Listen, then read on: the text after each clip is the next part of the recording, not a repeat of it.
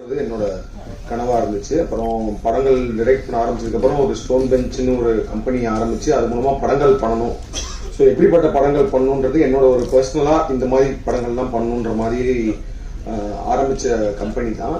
அதுல எனக்கு my dream, அதாவது வந்து நான் யூஸ்வலா வந்து ஸ்டோன் பெஞ்ச் எல்லா படத்துக்குமே வந்து கார்த்திக் சுப்ராஜ் பிரசன்ஸ் தான் போடுவோம். அந்த ப்ரொடியூசர் வந்து கார்த்திகேயன் அப்படி இருக்கும்.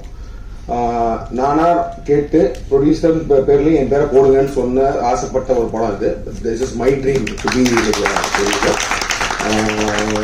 ஸோ ஷோமி அவர் பேசும்போது ஒரு எமோஷனல் இது நான் ஷோமி அதே மாதிரி தான். நான் is before making this film is a very well known documentary filmmaker. War டைம்ல அந்த வார் டாக்குமெண்ட் பண்றதுக்கு அவரோட முயற்சிகள் ரொம்ப அவர் ப்ரெஸ்ல தான் இருந்திருக்காரு. Is a journalist and then அவரோட கதையை ஷோமியோட கதை as a journalist self is ஒரு பெரிய படம். அண்ட் அவருக்குள்ள அவ்வளோ கதைகள் இருக்கும். நான் வந்து இந்த மாதிரி ஒரு கேஷுவலான ஒரு மீட்டிங்லாம் ஷோமி மீட் பண்ணேன். எனக்கு ஈழம் சார்ந்ததுக்கும் ஒரு ஒரு ஒரு ஒரு ஒரு எமோஷனல் அட்டாச்மெண்ட் இருக்கு. சொன்ன மாதிரி காட்சி சொன்ன மாதிரி அந்த காட்சி பிள்ளைன்றதான் என்னோட ஃபர்ஸ்ட் ஷார்ட் ஃபிலிம். அதுதான் நான் நாளைக்கு ஒரு செலக்ட் ஆனேன். அதுவே வந்து அந்த அது பத்தினத ஒரு ஷார்ட் ஃபிலிம் தான். அதாவது பேசிக்கா ஏன்னா அப்போ எனக்கு அங்க இருந்தப்போ நம்ம ஒரு ஷார்ட் ஃபிலிம் எடுக்கலாம்னு சொல்றப்பே வந்து எனக்கு அந்த அந்த ஒரு ஃபிளைட்டு இப்போ நார்மலா வந்து நம்ம சின்ன வயசுலாம் நம்மளுக்கு ஒரு ஏரோப்ளைன் போகுது அப்படின்னா அதை பார்க்கும்போது நம்மளுக்கு ரொம்ப எக்ஸைட்மெண்டா இருக்கும். ஸோ ஒரு மதுரையில ஒரு பசங்களுக்கு ரிக்ஷால போயிட்டு இருக்க பசங்களுக்கு ஒரு ஏரோப்ளைன் எந்த மாதிரி ஒரு சந்தோஷத்தை கொடுக்குது. அதே நேரத்தில் ஒரு சோறு ஊட்டி விடுற ஒரு குழந்தை ஒரு அம்மா வந்து குழந்தைக்கு சோறு ஊட்டிட்டு இருக்காங்க மொட்டை மாடியில். அவங்க வந்து அந்த ஏரோப்ளைனை காமிச்சு விளையாட்டு காமிச்சு சோறு ஊட்டி விடுவாங்க. ஸோ இந்த மாதிரி இன்னும் ஒவ்வொருத்தருக்கும் அது வந்து ஓகே ஒரு ஒரு ஒரு மொமெண்ட் ஆஃப் ஒரு சின்ன ஒரு ஜாய், ஒரு சந்தோஷம், ஒரு எக்ஸைட்மெண்ட் கொடுக்குற ஒரு மொமெண்டா இருக்கும். ஸோ அதே ஒரு ஏரோப்ளைன் சத்தம் வந்து அங்கே ஈழம்ல இருக்கிற ஒரு பசங்களுக்கு என்ன மாதிரி ஒரு மனநிலையும் என்ன மாதிரி பயத்தை கொடுக்கும் அப்படின்றதான் அந்த ஷார்ட் ஃபிலிம் காட்சிகளை யூடியூப்ல கூட இருக்குது. ஸோ அதுதான் என்னோட ஃபர்ஸ்ட் நாளைக்கு செலக்ட் ஆனது, என்ட்ரி வந்து அதுதான். ஸோ அப்ப இருந்தே வந்து அந்த கதைகள், அதாவது பேசிக்கலி பியானிஸ்ட்னு ஒரு படம் இருக்கு. என்ன நம்ம போர் இப்போ பாத்தீங்கன்னா நிறைய கிளாசிக் ஃபிலிம்ஸ், வார் ஃபிலிம்ஸ், வார்னா சொன்ன மாதிரி சண்டை ஆக்ஷன் ஃபிலிம்ஸ் கிடையாது. இப்போ 1917 இந்த மாதிரி நிறைய படங்கள் வந்து வார்க்குள்ள ஆக்ஷனை காட்டுற மாதிரி நிறைய படங்கள் இருக்கு. அதே நேரத்தில் நம்ம கிளாசிக்கா நம்ம சொல்லப்படுற படங்கள் லைஃப் இஸ் பியூட்டிஃபுல் சொன்னாரு, அந்த மாதிரி பியானிஸ்ட்னு ஒரு படம் இருக்கு. அதுல வந்து ஏன்னா நம்மளுக்கு வந்து இந்த இது தெரியாது. நம்ம வந்து வேர்ல்டு வார் 2ல அங்கே நடந்த அந்த ஹோலோகாஸ்ட் இந்த இதெல்லாம் நம்மளுக்கு பெருசா நம்ம அந்த டைம்ல பார்த்தது கிடையாது. பெருசா அந்த லைஃப் நம்மளுக்கு தெரியாது. அந்த பியானிஸ்ட்ன்றது ஒரு பியானோ பிளேயரை பத்தின ஒரு படம். அதுல ஒரு சீன் இருக்கும். அவரால் வீட்டை விட்டு வெளில போக முடியாது, வெளியில வார் நடந்துட்டு இருக்கும். அவர் வந்து ஒரு மறைஞ்சு ஒரு வீட்டுக்குள்ள வந்துருவாரு. அப்போ ரொம்ப நாள் கழிச்சு ஒரு பியானோவை பார்ப்பாரு. அவர் அந்த பியானோ பிளேயர் வந்து ஒரு பியானோவை பார்ப்பாரு. ஸோ அவர் வந்து ஒரு ஆர்டிஸ்ட், இஸ் அன் ஆர்டிஸ்ட், ஒரு மியூசிஷியன் அப்படின்றப்போ அவனுக்கு பியானோவை பார்க்கும்போது என்ன மாதிரி உணர்ச்சிகள் வரும். ஸோ அவனுக்கு பிளே பண்ணணும்னு கை போகும். ஆனா அவன் பிளே பண்ணான்னா அந்த மியூசிக் வந்து வெளியில அந்த சத்தம் வெளியில கேட்டுச்சுன்னா அவன் வந்து உயிரை ஓடுறது கூட இருக்குங்க. ஸோ அப்போ வந்து அவன் பியானோவே டச் பண்ணாம பிளே பண்ணுவான். அப்படி ஒரு சீன் இருக்கும். அந்த படம் முடிஞ்சா பாருங்க, நிறைய பேர் பார்த்துருப்பீங்க. அது ஒரு ஃபீல் கொடுத்துச்சு. அது வந்து எனக்கு மொத்தமா அந்த வாரோட நான் அந்த மனநிலை இப்படி இருக்கும் அப்படின்றத வந்து எனக்கு பயங்கரமா ஒரு கடத்தின ஒரு படம். ஸோ இந்த மாதிரி படங்கள் பண்ணணும், இந்த மாதிரி படங்கள் தயாரிக்கிறோம். ஏன்னா அப்போ வந்து நான் வந்து ப்ரொடியூசர் ஆகணும்னு நினைக்கல, டைரக்டர் ஆகணுன்றது முயற்சி பண்ணிட்டு இருந்தோம். ஸோ இந்த மாதிரி பண்ணணுன்றது ஒரு ஆசை இருந்துட்டே இருக்கும்.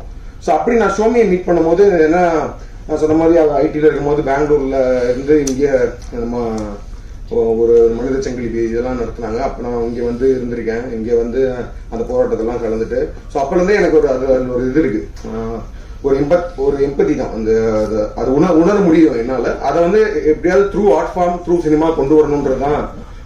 ஏன்னா I always believe like cinema is more of an art is a weapon மட்டும் இல்ல. I think to express stories, I think using art அதுக்கு தான் சினிமா. அது மீறி இந்த கலெக்ஷன் பணம் பண்றதுக்கு அதெல்லாம் is part of the thing. But ஆனா வந்து to express something, to tell stories, that is not நம்மளாம் பார்த்திராத, நம்மளாம் கேட்டிராத கதைகளை சொல்றதுதான் சினிமா. அது தாக்கத்தை ஏற்படுத்துற மாதிரி படங்கள் பண்ணணுன்றது தான். ஸோ அப்படி நான் ஷோமியை மீட் பண்ணேன். அப்போ வந்து அவரோட டாக்குமெண்ட்ரிஸ்லாம் பார்த்துருக்கேன். ஸோ அப்படி இருக்கும்போது அதே நேரத்தில் அவர் பாலுமகேந்திரா சார்கிட்ட அசிஸ்டண்டாக ஒர்க் பண்ணுவார். ஸோ பாலுமகேந்திரா சாரை பற்றி நிறைய கதைகள் சொல்லுவார். ஸோ ஸோ அப்போ ஷோமி வந்து நீங்கள் ஃபீச்சர் ஃபிலிம் பண்ணணும் அப்படின்ற மாதிரி சொல்லிட்டு இருக்கும்போது நான் அவர்கிட்ட நிறைய கதைகள் கேட்டேன். மாதிரி வந்து சொல்லுங்க ஷோமி, நம்ம வந்து ஏதாவது ஒரு ஒரு லோ பட்ஜெட் அந்த மாதிரி இருந்தால் ப்ரொடியூஸ் பண்ணலாம். ஏன்னா பிகாஸ் எனக்கு அது ஒரு ட்ரீம், ஒரு ப்ராப்பர் ஒரு ஈழம் ஃபில்ம் மேக்கர், ஒரு ஈழம் ஸ்டோரியை ஒரு மெயின் ஸ்ட்ரீம் தமிழ் சினிமாவில், மெயின் ஸ்ட்ரீம் இந்தியன் சினிமாவில் ஒரு மெயின் ஸ்ட்ரீம் தியேட்ரிக்கல் ஆடியன்ஸ்க்கு ப்ரெசென்ட் பண்ணோம் அப்படின்றது ஒரு ட்ரீமாக இருந்துச்சு. ஸோ அந்த மாதிரி ஒரு கதை சொல்லுங்கன்னு சொன்னேன். ஸோ நிறைய கதைகள் சொல்லும் போது இது ஒன்று சொன்னார். இந்த மாதிரி வந்து ஒரு வெட்டிங் நடக்குது, அந்த வெட்டிங் நைட்டில் நடக்கிற ஈவெண்ட்ஸ்ன்னு சொன்னார். ரொம்ப ஒரு அற்புதமான ஒரு கதை, ரொம்ப ஒரு எமோஷனலான இது. ஆனால் அதே நேரத்தில் ஒரு ப்ராப்பர் த்ரில்லர். இது வந்து ஒரு சர்வைவல் த்ரில்லர்னு சொல்லலாம். இப்போ நீங்கள் வந்து உங்களுக்கு வார் பற்றின எந்த ஐடியாவும் இல்லை, அதெல்லாம் தெரியல அப்படின்னாலுமே ஒரு படமா பார்த்தாலும் the way it is being made, the way it is written, அதெல்லாம் பார்க்கும்போது ஒரு ப்ராப்பரான ஒரு த்ரில்லர் பார்க்குற ஒரு அனுபவத்தை அந்த படம் கொடுக்கும். ஸோ அதனால தான் நான் திரும்ப சொல்றது வந்து என்னன்னா, this is like a main stream film. It's not like ஒரு ஒரு ஒரு ப்ரொபகண்டாவோ இல்லை ஒரு ரொம்ப டூ ஆர்ட்ஸி ஃபில்ம் நம்மளால ரிலேட் பண்ண முடியாது, இல்லை ரொம்ப ரீச்சியா அந்த மாதிரிலாம் எதுவுமே இல்லை. இது வந்து ஒரு கதையா தனியாக பார்த்தீங்கன்னாலுமே இது உலகத்தில் எங்கே வேணா பொருத்தி பார்க்கக்கூடிய ஒரு கதையாக தான் இருக்கும். அது இப்போ இருக்கிற டைம்ல ரொம்ப ரெலவெண்டான கதையாக அது அமைஞ்சிருச்சு. ஏன்னா இப்போ ஈரான்ல வார் நடந்துட்டு இருக்கு, அதனால வந்து கேஸ் சிலிண்டர் கிடைக்கல, அதனால இங்கே ஒரு கல்யாணம் நிற்கிது, நம்ம ஊர்ல கல்யாணம் நிற்கிது. ஸோ ஒரு வாரோட எஃபெக்ட் வந்து நம்ம ஊரில் வந்துன்றப்போ வார் நடந்துட்டு இருக்க இடத்துல ஒரு கல்யாணம் எப்படி நடந்திருக்கும் அப்படின்றத ஒரு ஒரு சுவாரஸ்யங்கள் கலந்து ஒரு எமோஷன் கலந்து பரபரப்பாக சொல்லப்பட்ட ஒரு படம். அண்ட் சூப்பரா பண்ணியிருக்காங்க whole team, like Somitharan, DOP, editor, the entire cast and crew, and எல்லாரோட பர்ஃபார்மன்ஸஸும் ரொம்ப சூப்பரா இருக்கு. நவீன், சனந்த், ரூபா, Kapila ma'am and all the artist எல்லாருமே வந்து ரொம்ப நேச்சுரலா, அதாவது வந்து அவங்க சோமிதரன் சொன்ன மாதிரி தான் அந்த வாழ்க்கை அந்த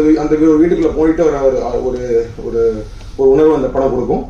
அண்ட் இந்த படத்தை நாங்கள் ஆல்ரெடி ரொம்ப நாளைக்கு முன்னாடி முடிச்சுட்டு நிறைய பேர்ட்ட நான் போட்டு காமிச்சிருக்கேன். இது வரைக்கும் இந்த படம் பார்த்தா எல்லாருமே இந்த படத்தை ரொம்ப கனெக்ட் பண்ணி ரொம்ப ரொம்ப பிடிச்சிருக்குன்னு சொன்னாங்க.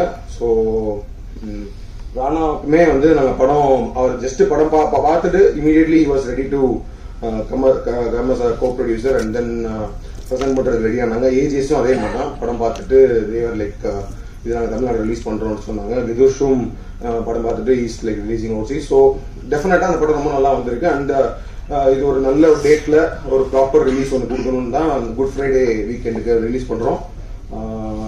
And I am very confident and also I'm hoping that நம்ம ஆடியன்ஸ்க்கு இந்த படம் கண்டிப்பாக பிடிக்கும் அப்படின்னு நம்புறேன். I'm feeling really happy and proud that we have made this film to be like அதான் சொன்ன மாதிரி நான் ப்ரொடியூசரா இந்த படம் அப்படின்னு சொல்லிட்டு பேர் போட்டுக்கிறது பெருமைப்படுற ஒரு படம். ரொம்ப ஆசையா உங்க எல்லாருக்குமே மக்களுக்கு ரிலீஸ் பண்றோம். Please do support us and I'm sure this film will you all will love this film. Thank you.